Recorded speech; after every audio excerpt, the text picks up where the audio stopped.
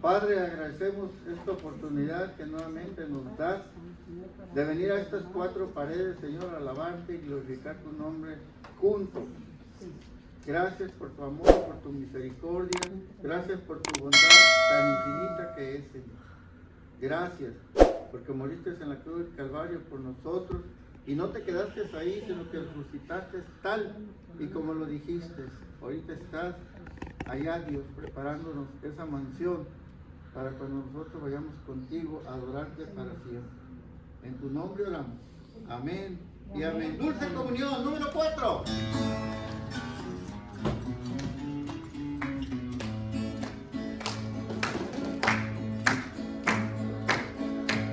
Dulce comunión, la que gozo ya en los brazos de mi Salvador. Qué gran bendición en su paz me da. Oh, yo siento en mí su tierno amor. Libre, libre, salvo, salvo, salvo del pecado y del temor. Libre, salvo en los brazos de mi Salvador. Cuán dulce es vivir, cuán dulce es gozar. ¿Dónde? En los brazos de mi Salvador. Allí quiero ir y con él morar, viendo que todo es su tierno amor.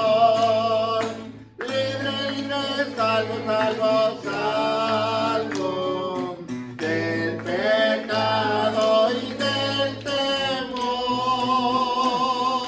Libre, salvo en los brazos de mi Salvador.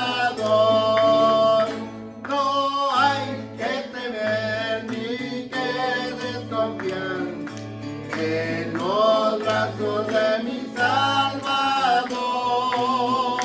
Por su gran poder Él me guardará de los lazos del engañador. Libre, libre, salvo, salvo, salvo del pecado y del temor. Libre, libre, salvo, salvo, salvo en los brazos de mi Salvador.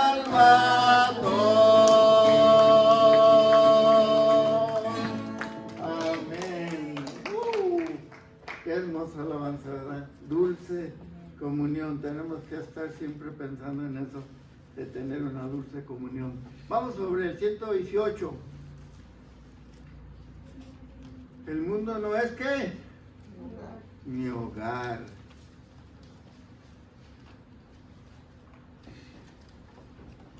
Hay un canto que dice mansión gloriosa.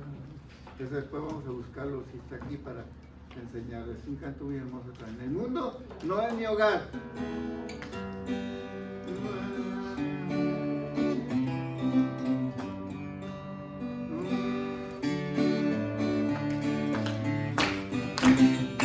La senda ancha dejaré, vamos, yo quiero por la angosta andar, y muchos no sabrán por qué, más voy a mi celeste hogar, no puede el mundo ser mi hogar, no, no, no.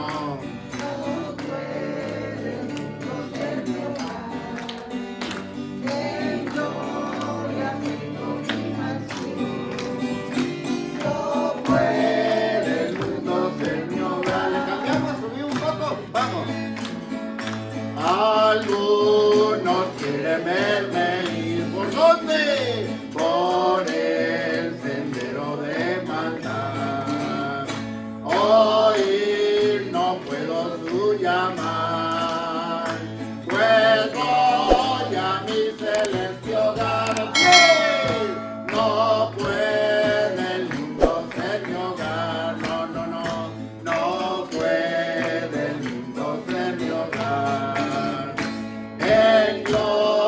gloria tengo mi mansión. No puede el mundo ser mi hogar. Oh, ven conmigo, pecador. ¿Y qué vas a hacer? Y sigue por Salvador. ¿Por qué no quieres tú buscar? ¿Qué cosa? La hermosa tierra más allá. ¡Ey! No puede el mundo ser mi hogar. No, no, no, no puede el mundo ser mi hogar. En gloria tengo mi mansión. No puede el mundo ser mi hogar. No puede. No puede el mundo ser mi hogar. No, no, no. No puede el mundo ser mi hogar. En gloria tengo mi mansión. No puede el mundo ser mi hogar. Amén. Pastor, es tu lugar. Bueno, tome asiento por favor y continuamos con Efesios capítulo 6, una serie donde estamos hablando sobre la armadura de Dios. Amén. ¿Vamos bien con lo que vimos la semana pasada? ¿Sí?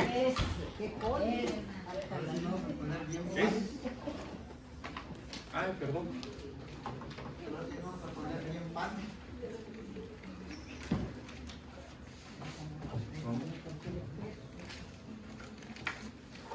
No estaba preparado.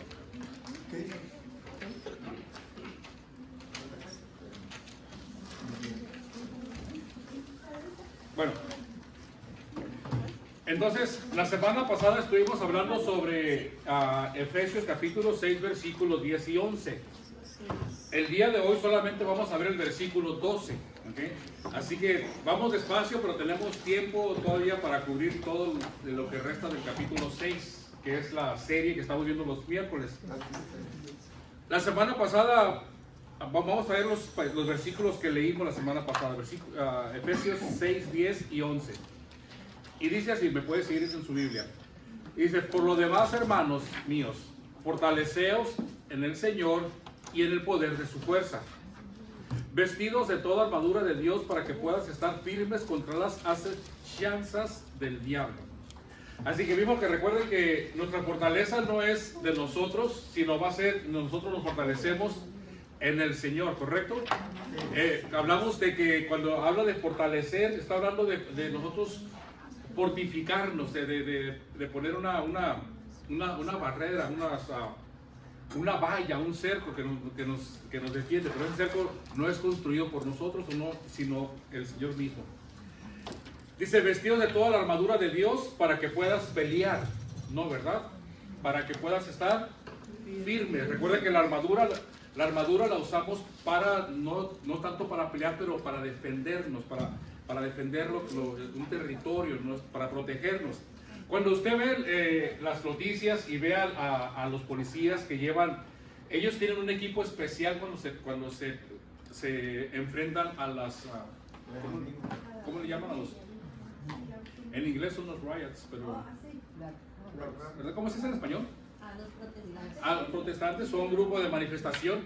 Ellos llevan un equipo especial, pero no, el equipo no van para pelear con ellos, es para protegerse, ¿verdad? De los ataques, de lo que se puedan tirar.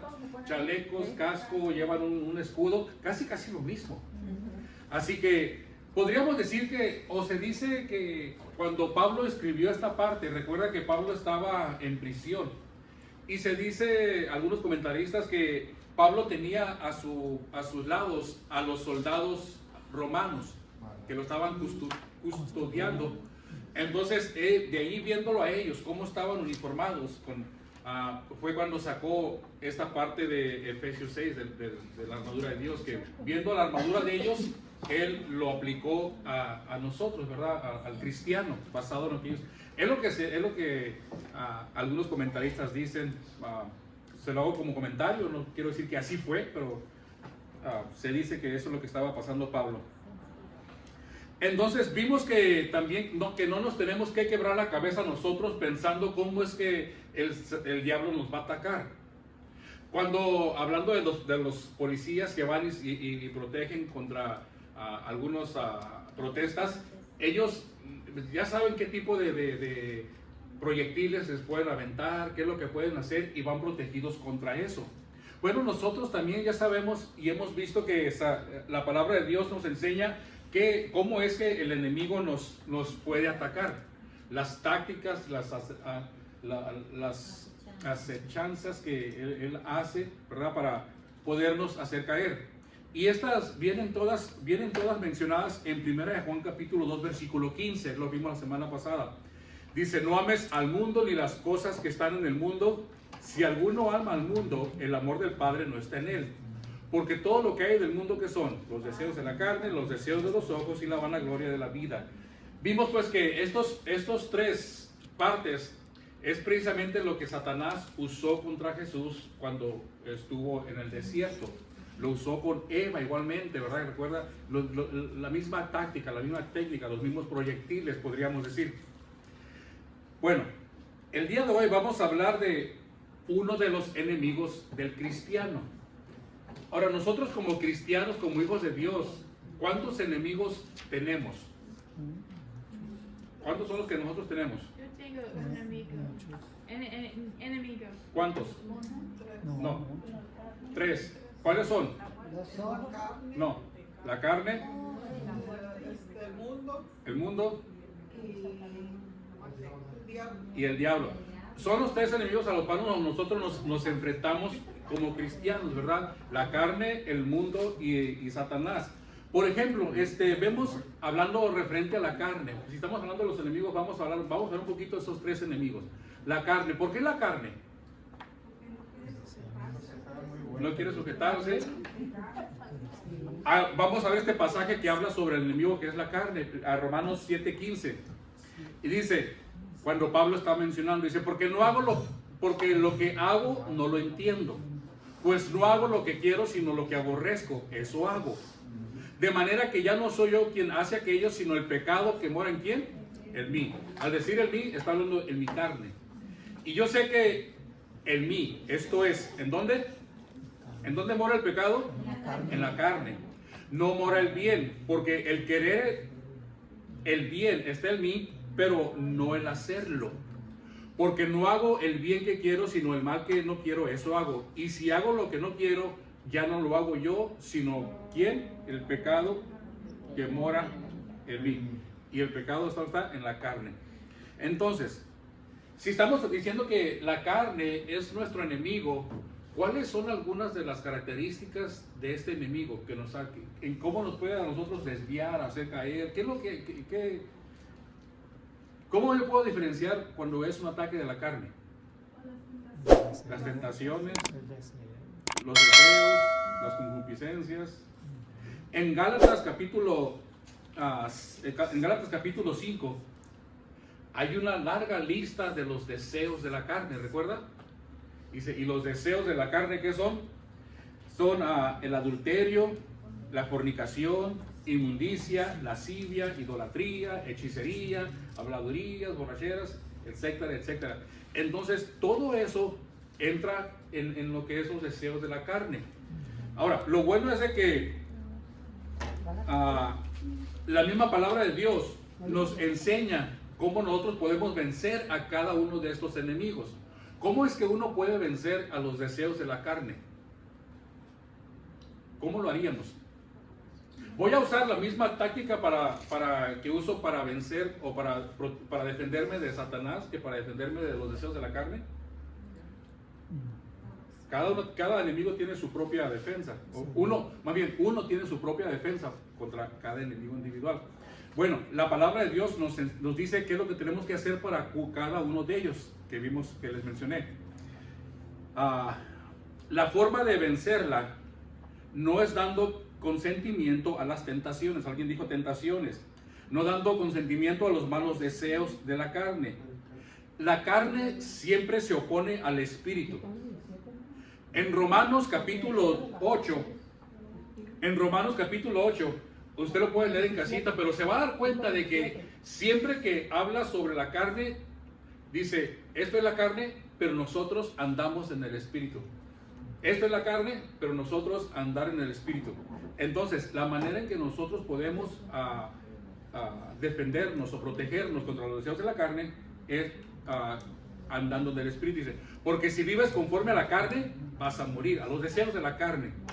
Mas si por el Espíritu haces morir las obras de la carne, vivirás. Entonces la manera de defendernos es andando en el Espíritu. Esto es andando conforme a la palabra de Dios, bajo su voluntad, estando en comunicación con Él, ¿verdad? Les comenté el domingo que el pecado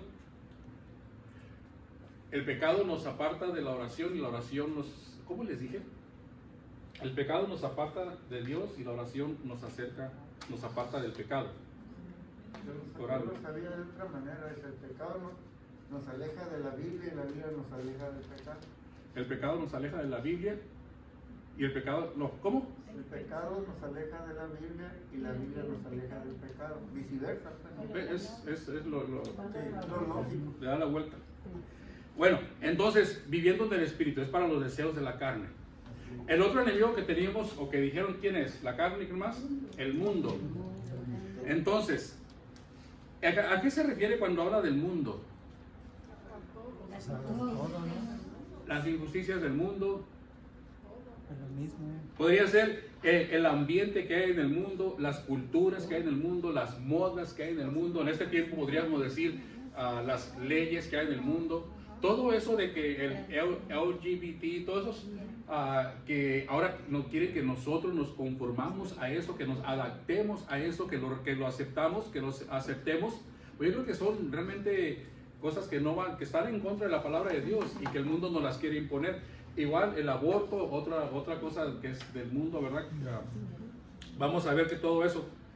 Y dice la palabra de Dios, dice, ¿no sabes que la amistad del mundo es enemistad contra Dios? Cualquiera pues que quiera ser amigo del mundo se constituye enemigo de Dios. O sea que no puedes andar tú entre un pie en el mundo y otro pie en las cosas de Dios, ¿ok? ¿Por qué? Porque dice, no puedes amar al mundo. Tienes que definir tu posición. Tienes que definir tu posición. ¿Quién eres? ¿Cuál es tu identidad? ¿Qué es lo que tú crees? ¿Cuál es tu fe? ¿Y cuál es en qué estás parado? ¿Estás parado en las cosas del mundo o estás parado en las cosas de Dios? Entonces no puedes andar en las dos partes, ¿okay? Porque si lo haces, básicamente dice que eres enemigo de Dios. Y por ahí viene un pasaje donde dice que Dios no nos quiere tibios, o eres frío o caliente, porque si eres tibio, dice, te voy a vomitar. Bueno, ¿cómo nos podemos defender o cómo puedes vencer al mundo? ¿Cómo nosotros podemos defendernos de él? Santiago, perdón, 1 Juan 5:4 dice, porque todo lo que es nacido de Dios, ¿a quién vence? Al mundo. Y esta es la victoria que ha vencido al mundo, nuestra fe. Quiere decir que la fe que nosotros tengamos nos va a ayudar a contrarrestar los ataques del mundo.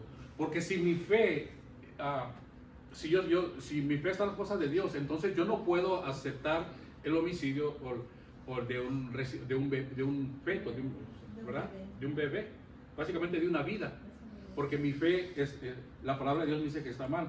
Yo no puedo aceptar cosas que vayan en contra de la palabra de Dios, porque mi fe no me lo permite. Entonces la fe es la que vence al mundo. Dice, ¿quién es el que vence al mundo? Sino el que cree que Jesús es el Hijo de Dios. Bueno, el otro enemigo que tenemos es ¿quién? El diablo. Y de este enemigo es el que nos está hablando Pablo en Efesios 6. Pablo no nos está diciendo ponte la armadura para todos, para que te protejas contra el mundo, y ponte la armadura para que te protejas contra tu propia carne. Pablo nos está diciendo ponte la armadura para que te defiendas del enemigo, de Satanás, ¿ok? Entonces, vamos a ver el versículo 12. Pablo empieza diciendo en el versículo 12. Dice, porque no tenemos lucha contra sangre y carne, sino contra principados, contra potestades, contra los gobernadores de las tinieblas de este siglo, contra huestes espirituales de maldad en las regiones celestiales. Bueno, para empezar aquí, Pablo nos está diciendo una cosa muy importante en las primeras cuantas palabras, en las primeras 6, 7 palabras. Dice que no tenemos lucha, o que nuestras luchas como cristianos no son contra carne y sangre. No sé si usted ha escuchado, a veces he escuchado decir que cuando tiene problemas con alguien y le dicen, mira, es que tu problema no es él, es Satanás o algo así. ¿Sí lo han escuchado? Lo está usando el enemigo. Entonces, no podemos decir que siempre esa es la causa por la cual una persona nos ataca, ¿ok? No es que el enemigo te está usando. No, muchas veces la misma persona está haciendo su berrinche y el enemigo ni en cuenta, ¿ok? Entonces, Pablo nos dice que nuestras luchas como cristianos no son contra sangre y carne. ¿Pero qué quiere decir eso? No es contra sangre y carne. Bueno, podemos ver en algunos otros pasajes de la Biblia en donde encontramos el mismo término. Y así como podemos sacar una definición de acuerdo a lo que la palabra de Dios nos dice. Pablo hace referencia a sangre y carne también cuando le escribió a los Corintios. No solamente lo dijo en Efesios, pero también en Corintios. Él dijo lo mismo, pero al revés volteado. Dice, por esto digo, hermanos, que la carne y la sangre no pueden heredar el reino de Dios. ¿Ok? Es otro lugar donde Pablo usó el mismo término de la carne y la sangre. Lo que Pablo quiere dar a entender, o qué quiere decir Pablo con este término aquí, con este pasaje, que para heredar el reino de Dios, yo no puedo irme así como estoy aquí a la presencia de Dios, al cielo, no puedo entrar. Entonces, para entrar al reino de Dios, ¿qué es lo que tenemos que hacer con este cuerpo? ¿Qué es lo que ocurre con este cuerpo? Se transforma, se despoja, o sea, todo este cuerpo se transforma para yo poder entrar al reino de Dios. Eso lo vemos en 1 Corintios 15. 15:51. Dice, he aquí, os digo un misterio. No todos dormiremos, pero todos vamos a ser ¿qué? Transformados, ¿ok? Vamos a dejar la carne y la sangre. O sea, va a haber un cambio. ¿Cómo va a ser ese cambio? No sé. Realmente, yo creo que nadie que te enseñe bien la palabra va a decir que, o sea, no hay, realmente nadie sabe cómo es esa transformación. ¿Okay? Dice, en un momento, en un abrir y cerrar de ojos, a la final trompeta, porque se tocará la trompeta y los muertos serán resucitados incorruptibles y nosotros seremos transformados. Entonces sí, cuando Pablo habla de que no podemos entrar con este cuerpo con la sangre y carne, se refiere al cuerpo, a la manera en que lo tenemos ahorita. Jesús utilizó el mismo término, lo mismo que dijo Pablo, lo utilizó Jesús cuando le dijo a Pedro. Recuerda que Jesús les preguntó a los apóstoles, ¿y ustedes quién dicen que soy yo? Y Pedro, ¿cuál fue la respuesta de Pedro? Ajá, Jesús, el Hijo del Dios viviente. ¿Y qué le respondió Jesús? Bienaventurado eres, Simón, hijo de Jonás, porque no te le reveló ¿quién? Carne ni sangre, el mismo término, ¿ok? De nuevo, sino mi Padre que está en los cielos. No sé si eso es lo que yo pienso. A lo mejor aquí se refiere a que cuando Jesús fue bautizado, que Dios le reveló, este es mi Hijo amado en cual tengo complacencia. Cuando estaban en el monte de la transfiguración, también dijo Dios, este es mi Hijo, a Él obedezcan.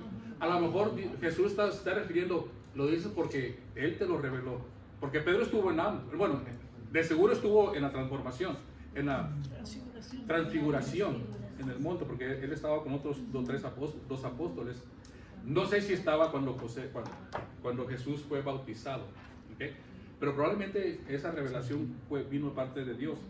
Bueno, lo que Jesús dice es, Pedro, lo que me acabas de decir, no lo aprendiste o no lo escuchaste de ninguna persona, sino de ¿quién?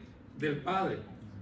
Entonces, en ambos casos que acabamos de ver ahorita, tanto Pablo como Jesús, al decir carne y sangre, hacen referencia al ser humano, a una persona de carne y hueso, ¿ok?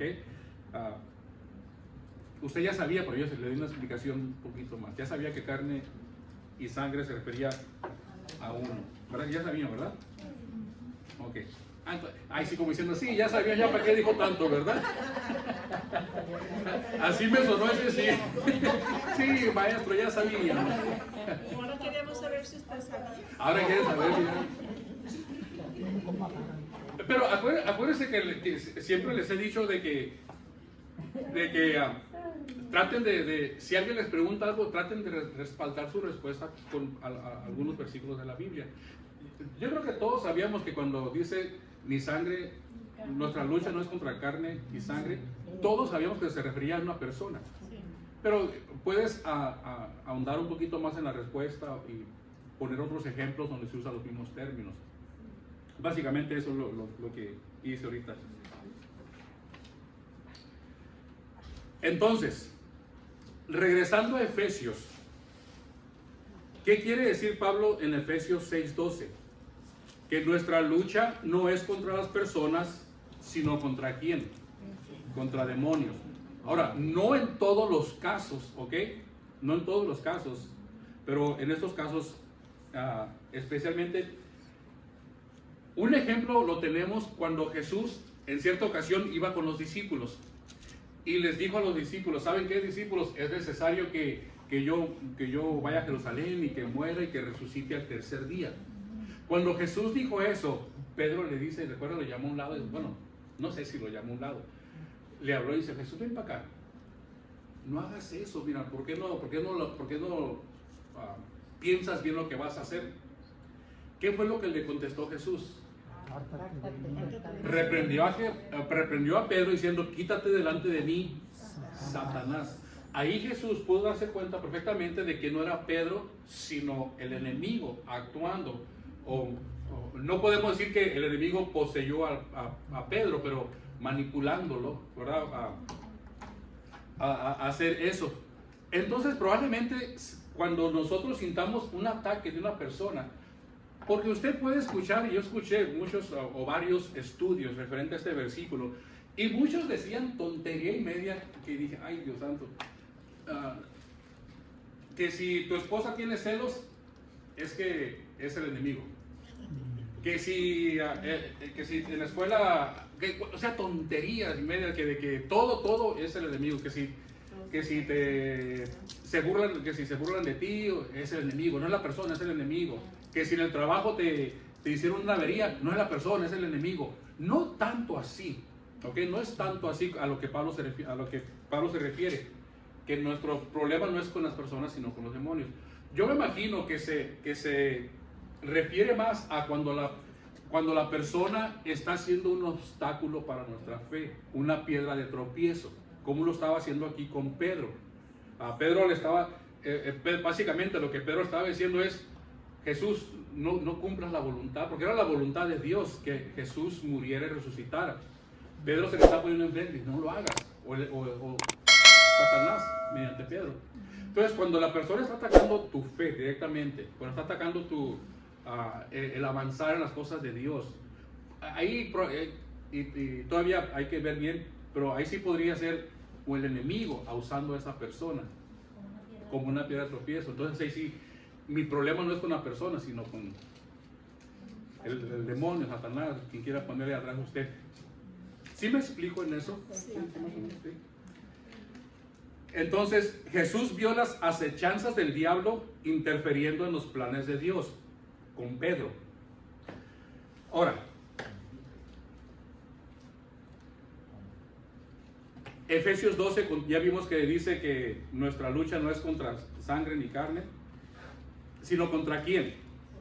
Contra principados, contra potestades, contra los gobernadores de las tinieblas de este siglo, contra huestes espirituales de maldad en las regiones celestiales. Bueno, voy a tratar de explicarle a qué se refiere cada uno de esos términos. No tiene mucha ciencia, no crea que va a salir, no crea que es algo, muchos de los términos usted ya los había escuchado, usted ya conoce la respuesta, probablemente solamente le voy a recordar lo que usted ha escuchado, pero igualmente, si escuché varios estudios, de ningún pastor en especial, estudios que salían en YouTube para ver qué es lo que decían. Uno decía una cosa sobre principados, pongo otra cosa totalmente diferente sobre principados. Entonces, ¿a cuál de los dos voy a creer? ¿A cuál de los dos me voy a ir? Bueno, pues vamos a ver qué es lo que la palabra de Dios nos dice. ¿Okay? Básicamente podríamos decir que cada una de esas entidades, o principados, potestades, gobernadores, son como un tipo de rango que tienen, haz de cuenta como en el ejército. En el ejército hay varios rangos, generales, capitanes, están los cabos, que son los que van entrando, ¿no? Hasta eso hay aquí, mira, ahorita vamos a ver. Entonces, todos estos seres que están mencionados aquí, podríamos decir que es un tipo de ángel. Todos son ángeles, ¿ok? Todos son ángeles, no es de que uno no sean, todos son ángeles con diferente rango, con algún rango militar, con un propósito, alguna misión específica, ¿ok? Ahora, principados y potestades, por lo regular cuando usted los ve en la Biblia, usted va a encontrar los dos términos juntos. Casi siempre vienen juntos. Creo que nomás 3 veces viene la palabra potestades sola. Pero siempre viene principados y potestades, principados y potestades. Ahora, la pregunta es, todos esos que vemos ahí, principados, potestades, todos esos ¿está haciendo referencia a ángeles malos, ángeles caídos? ¿O son solamente ángeles malos? O también podríamos decir que en la Biblia también menciona a estos como ángeles buenos. Yo pienso que son los caídos los que tienen que... ¿Puros malos? Bueno, estos sí son malos. Estos sí. Pero hay otros lugares en la Biblia donde se mencionan donde no precisamente son malos. No, porque hay lucha entre ángeles. Hay lucha entre ángeles. Entre buenos y malos. Ajá. Entonces, un ejemplo está, por ejemplo, en lo que mencioné el domingo, en la oración de Daniel. Cuando Daniel oró, hubo una lucha en el cielo, ¿verdad? Entonces, no todos los principados y potestades son enemigos de Dios o enemigos de nosotros. Solo aquellos que por decisión propia decidieron seguir a Satanás en la rebelión contra Dios. ¿Okay? Quiere decir que si se dice que 1/3 de los ángeles se rebeló contra Dios, por poner un número nomás, ¿verdad? Si hay 1000 principados malos, quiere decir que hay, ¿cuántos buenos? 2000 principados buenos. Por poner un número, no estoy diciendo que son 1000 y 2000, ¿ok? Además, un ejemplo. Entonces, todos son seres espirituales. Fíjense lo que dice Colosenses 1:16. Dice, porque en Él, o sea, hablando de Jesús, fueron creadas todas las cosas, las que hay en los cielos, las que hay en la tierra, visibles e invisibles, sean tronos, sean dominios, sean ¿qué? Principados, sean potestades, todo fue creado por medio de Él y para Él. Entonces aquí vemos pues claramente que Dios es el creador sobre todas las autoridades, todo, sean principados o potestades.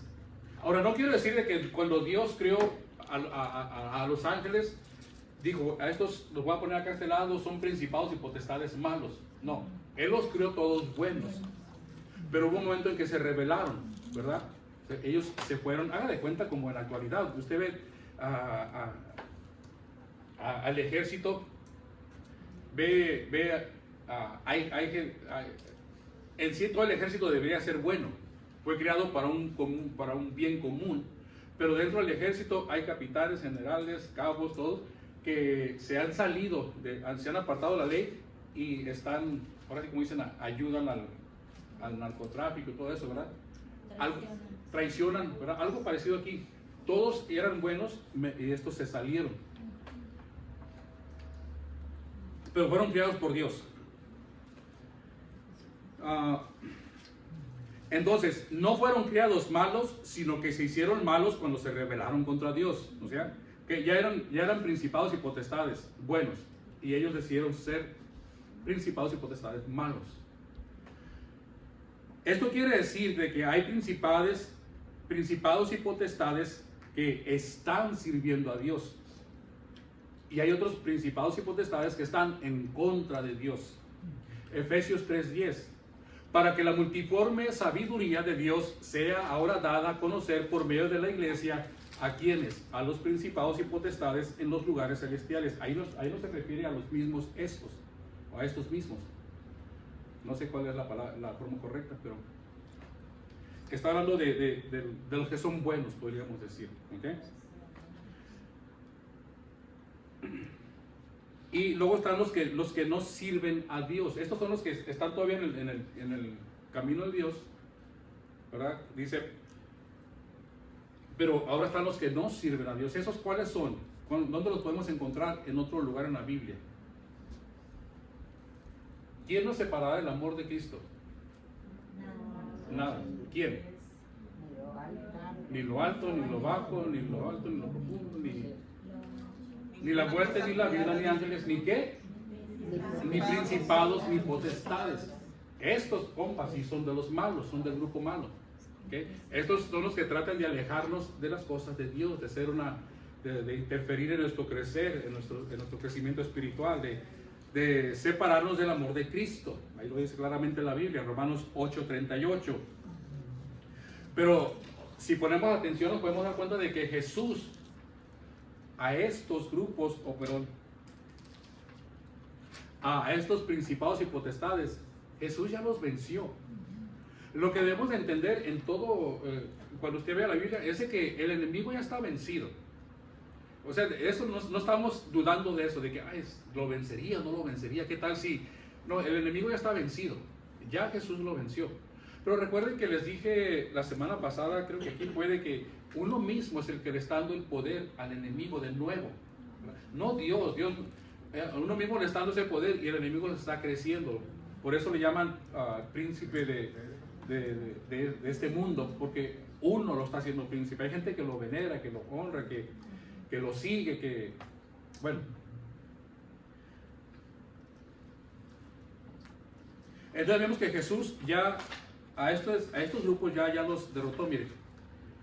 Y despojado a los principados, y despojando a los principados y a las potestades, los exhibió públicamente, triunfando sobre ellos. ¿En dónde? En la cruz. Entonces, cuando Jesús murió en la cruz, todo el enemigo maligno quedó derrotado.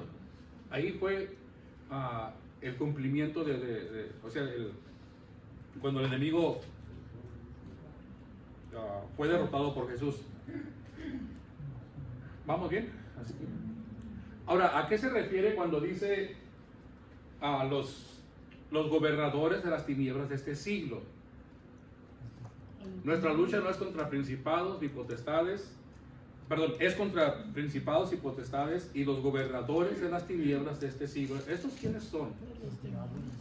¿Vale? Los demonios. Igual sí, todos son demonios, sí. Bueno, se dice que la misión de estos, como dije, cada grupo tiene una misión en especial, es de cambiar lo bueno por lo malo. Colosenses 1:3 dice, el cual nos ha librado de la potestad de las tinieblas y trasladado al reino de su Hijo amado. Son los gobernadores de las tinieblas de este mundo. En sí, como digo, no hay mucho, solamente grupo malo de ángeles. Dicen por ahí que son los que actúan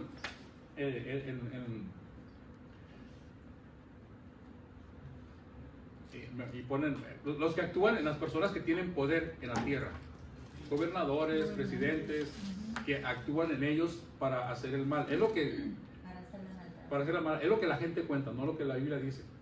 Por si usted escucha de eso, usted puede decir, se refieren a estos. Y por último dice, huestes espirituales de maldad en las regiones celestiales. La palabra huestes, ¿qué significa? Huestes espirituales. ¿Qué significa la palabra hueste? Poder. ¿Qué se le viene a la mente cuando escucha huestes? ¿Mande? Fuerzas. ¿Sí? Grupos, sí. Porque hay huestes malos y huestes buenos. A mí se me figura que son un grupo grande como estos. Ajá. Ya que lo dijo así. Ay, ¿verdad? Ya que me dio la respuesta, entendí. No, Wested, alguien dijo grupos. Sí, la palabra Wested en sí puede tener significado de tropas, batallones, ejércitos, y estos pueden ser buenos o malos. Ahora sí ya estamos hablando de un grupo. Ahora sí son los soldados, podríamos decir, los que tienen menor rango. Pero no se equivoque, aunque tengan menor rango, o podríamos decir no tienen tanta autoridad como algún principado, alguna potestad, aún así, si uno de ellos se enfrenta a nosotros, nos hace, o sea, no nos podemos así de poner tú por tú con ellos, ¿verdad? Digo, si se enfrenta, si no traemos la armadura, ¿okay? No lo podemos nosotros, no. Aún así, tienen mucho poder, no hay que subestimarlo, por decir, es uno del pelotón que apenas va empezando, no, tienen miles y miles de años haciendo lo mismo. Dice, repentinamente apareció con el ángel una multitud de ¿qué? De huestes celestiales que alababan a Dios y decían. Aquí fue cuando los ángeles fueron y les avisaron a los pastores que había nacido Jesús. Y recuerda que al final por ahí dice que aparecieron multitud de huestes celestiales. Bueno, estas huestes celestiales eran buenos, no eran tropas, eran batallones buenos, no del grupo malo. Otro lugar donde se encuentra huestes es en Éxodo 12:41. Dice, y pasaron los 430 años en el mismo día, y pasados los 430 años en el mismo día, todas las huestes de Jehová.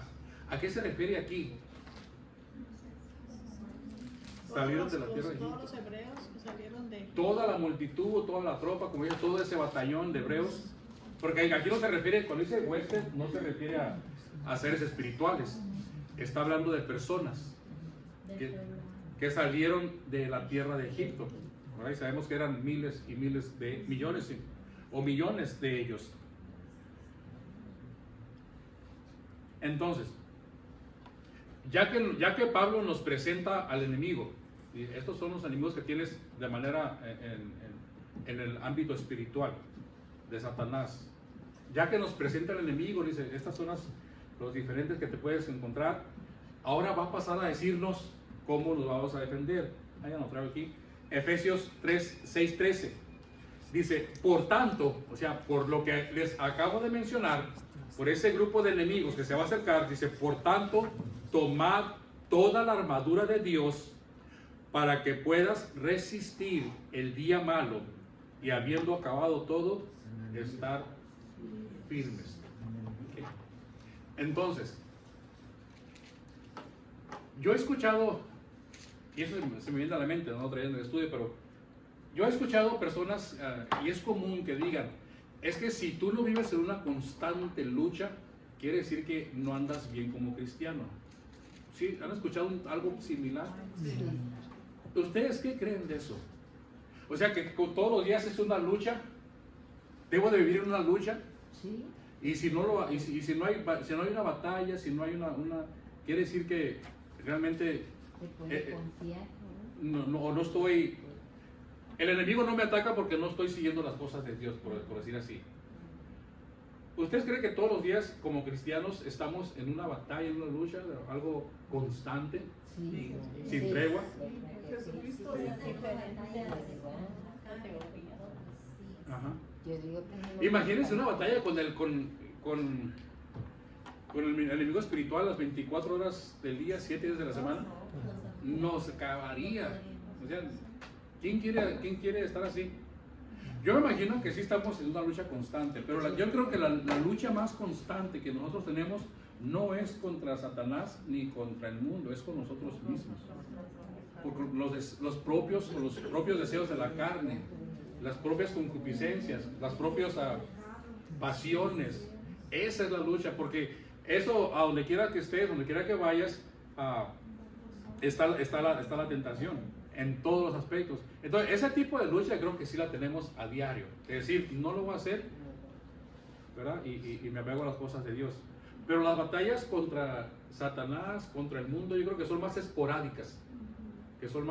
Porque aquí dice 6:13, dice, por lo tanto, tomad toda la armadura de Dios para que puedas resistir en el día malo, no puedes resistir. O sea, en el día, va a haber un día malo cuando el enemigo te va a atacar. Más vale que tengas tu armadura. Probablemente es conveniente traer la armadura siempre, sabiendo que estamos en una guerra, pero no siempre la vamos a usar. O probablemente, bueno, mejor lo veamos cuando lo veamos la próxima semana. Pero sí me entiende lo que le quiero decir de que la lucha contra Satanás, contra el mundo, puede ser más esporádica, más dependiendo de las circunstancias en donde estés o alguna, pero Nuestra peor enemigo es nuestra propia carne. nuestra propia carne. Yo creo que Cada día es una lucha con nuestro mundo. La misma Biblia dice que el espíritu es una lucha, la carne contra el espíritu. sí, todos los días. Esa lucha sí es constante. Los celos la envidia es una lucha constante. El rencor, el odio, la avaricia, es la mentira, son luchas constantes que uno tiene, pero son luchas internas, no son de afuera, ¿verdad? Bueno, entonces vamos a dejar aquí con el puro capítulo, con el puro versículo 12, para que ustedes lo vayan meditando. ¿O el 13? Bueno, el 13 nomás lo mencioné, no entramos en detalle. El que desglosamos fue el 12. Para la otra semana vamos a hablar el 13 y vamos a empezar ya a ver si encontramos, a ver si nos da tiempo para ver cada uno de los del equipo de la armadura que usamos. No vamos a ver todos en un solo día, pero vamos a ir poco a poco ir aprendiendo de ellos qué es. Así que si usted quiere darle lectura a esos pasajes, a ver algunos estudios donde se hable de eso, para que así pueda traer una opinión y se diga, pastor, yo escuché esto, o por qué dijeron esto, estaría bueno, así usted, así ya los puedo yo sacar del error en que han estado, ¿verdad? Es que soy yo, es la humildad que tengo. Entonces, no, hay muchos estudios muy buenos, pero nomás le pido que tenga cuidado de los que escuchan. Hay muchos estudios buenos y es bueno que ahora hay todo ese campo, toda esa herramienta donde uno puede informarse, ¿verdad? Pero también tener cuidado, principalmente, que no sea información que les empiecen a desviar del camino de Dios, o que les digan cosas bonitas, como cuando uno habla a la novia, así al principio, ¿verdad? Y después saca las suyas. Eso de hablar a la novia al principio bonito lo digo por ustedes, varón, porque yo siempre le hablo a mi esposa bonito. Cuando está dormido. Hermano, ¿ahora qué trae contra mí? Ya no me ayuda, hermana, ya no me ayuda. Acúsalo con su mamá. Bueno, pues aquí lo dejamos, vamos a orar y gracias a todos por acompañarnos. Este frillito que está haciendo, pero se está poniendo rico el tiempo ya. Amén. Bueno, vamos a orar. Padre, de nuevo, a ti sea la honra y la gloria, y gracias te damos por permitirnos aprender un poco más, Señor, no del enemigo, Señor, sino de cómo nosotros debemos de depender de ti, debemos de equiparnos de ti, Señor, toda la herramienta que tú nos das, Señor, esa armadura para poder resistir los ataques cuando lleguen a nosotros, Señor. Pero también ayúdanos a nosotros, Señor, a protegernos de nosotros mismos, Señor, a proteger nuestras miradas, nuestra boca, todo. El día, Señor, cuando salimos a la calle a trabajar o cualquier diligencia que tengamos que hacer, Señor, sabemos de que en el mundo hay tantas cosas que pueden hacer a uno caer o desviarse, Señor. Te pedimos de que tú nos cuides y nos protejas de todas esas cosas, Señor. Que nuestra mirada esté fija en ti las 24 horas del día, 7 días de la semana, los 365 días del año y el resto de nuestra vida, Señor. Que no nos apartemos, que no andemos queriendo jugar como andar en las cosas del mundo y andar en las cosas espirituales, en tu palabra. Ayúdanos a mantenernos firmes, Señor, como dice tu palabra, y así resistir el día malo y salir siempre con la victoria en cada uno de los ataques. Te doy gracias, pues, y te pido por los hermanos que están en casita, que están enfermos, que están algunos trabajando. Señor, te pido por todos y cada uno de ellos, Padre bendito, de que tú los cuides, los protejas y para que podamos pronto pues volver a reunirnos en este lugar y poder seguir aprendiendo de tu palabra. Gracias te damos por todo y todo te lo pedimos en el nombre de tu Hijo Jesucristo. Amén.